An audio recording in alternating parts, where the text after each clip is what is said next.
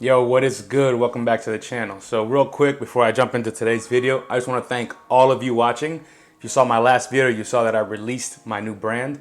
And with that, we released our first initial product, which is the 35mm black and white film called EZ400. Tons of orders already, been packing orders for days. So if you're one of those, thank you so much. If you haven't bought some yet, there's not that much left. So go ahead and jump online and go ahead and get some.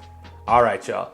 So today's video is actually going to be talking about scanning panorama type negatives. What do I mean by that? Well, there's a couple different things.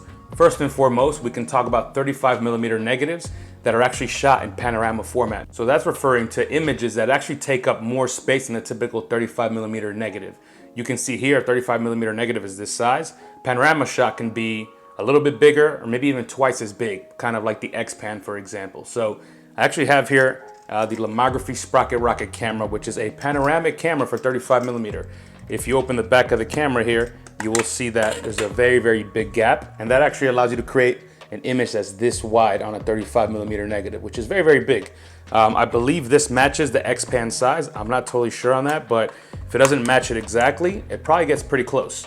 So anyways, when you shoot those negatives, you're still gonna need a way to scan them, and there's a couple different ways you can do it, but I'm gonna show you here what I think is the absolute best way. So to scan these negatives, I actually use the essential film holder, and any 35mm holder will do, but I really like this one. I've had this one for a very long time. If you're interested in it, check out the link down below. It's an affiliate link, but also check out this video up here, which describes very in detail how it works. But anyways, you put your 35mm negative into the holder, and then basically what you're gonna do is take several photos of the actual negative by moving the negative. So you start off on the left side, and then if you'd like, you can go to the middle, and then you can go to the right side of the negative. Or you can just do the left side and then slightly overlap to the right side. The point is you're gonna have multiple images that then you take and bring into Photoshop or Lightroom or whatever software you have, and then you combine them as a panorama. What this does is it basically allows you to really pull out as much resolution and detail out of that big negative. You could also take one image by moving further away from the negative, but then you're basically not gonna actually use your image sensor on the camera as much as you would like to. Your image sensor is a full 35mm full frame, so you want to use all of that as much as possible. And doing a panorama allows you to use that sensor in full for every single shot. So once you bring this into Photoshop and Lightroom, you can do two things. Either you can convert the individual images first and then splice them together, or you can do what I do, which is actually bring them together as a panorama first in that inverted black and white format, and then you can convert the entire panorama file as one into color. I don't have a preference here. I don't really know which one's better or worse, but I just like the workflow of combining it first and then having one full image to convert. So what you see here is the final image. As you can see, it's quite big. And if you were to actually download this or export it, you'd get a pretty big file. I don't know how much this one is here, but it's fairly large. If you didn't do this, like I said before, and you just took kind of one photo by moving away from the negative and taking just one image far away, you're gonna have to crop that file first and foremost. You're gonna lose the top and the bottom of the sensor, which is a lot of data, or a lot of potential data gone. And then you're gonna have just the file that's in the middle there. And that, that might be okay. That's definitely good for a quick scan if you need to post something on the internet pretty fast. But if you want as much detail as you can get, it's not gonna really do that for you. I will say though, with that method, you can get the full sprockets. This sprocket rocket actually shoots the photo onto the space around the sprocket as well, which is pretty cool because if you think about it, that's wasted film and wasted emulsion. And therefore, it's nice to actually use it in some way. But if you're gonna use it, then you might as well scan it that way as well. I actually chose to eliminate the sprockets just because I was using the essential film holder, but you could also go the other route if you'd like. This film, by the way, in case you're wondering, is with my film EZ400. I'm very excited to see what people create with this film now that the film is on its way out to customers. And yeah, it's gonna be pretty exciting. This though was shot with the Sprocket Rocket. I won't do a full review on this, but just know that the Sprocket Rocket does have a plastic lens and the apertures are quite small. And then also there's a lot of vignetting and it's not a very sharp camera. And that's not the intention of this camera, by the way, so don't knock this camera, but more thoughts on this to come in a future video. So yeah, the other interesting thing you can do with panorama actually is do panoramas of larger images, kind of like, for example, medium format negatives.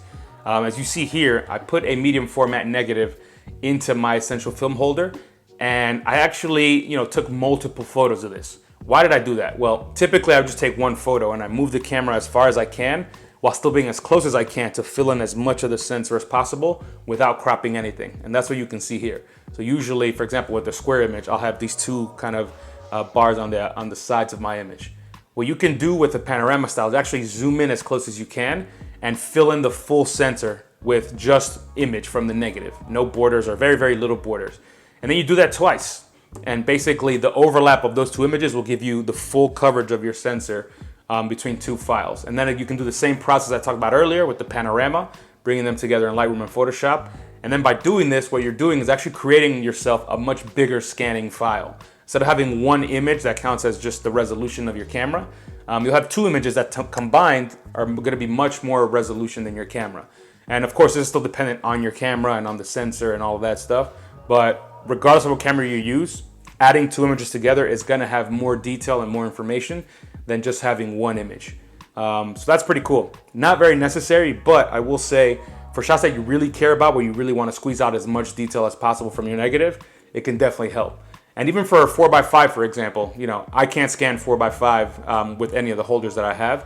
And then if I move away from the image a lot, then you're kind of losing the value of a 4x5 negative. So in that case, it's actually good to then do the panorama method. You kind of find, you know, half and half of your image and bring those together after the fact in Lightroom or Photoshop. And you can get even crazier with this if you want. I didn't do it, but you know, you can really zoom in at a very precise, equidistant manner. And you could even do, let's say, 6 different images of the same negative. You can get 6 different pieces of it and overlap those. And then you're gonna have a super file in terms of size.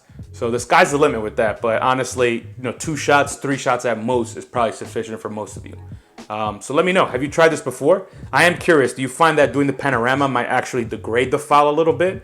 Do you actually get more detail? Is it kind of false? Because when you compare side by side some of the options, sometimes it doesn't really look like you've gained anything. So I'm curious to hear what y'all have to say.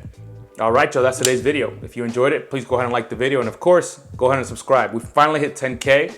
Very excited about that. And that's not gonna change anything. We're still gonna be making lots and lots of content. So I'm really excited to kind of keep going from here. All right, y'all, I'm out of here. Peace.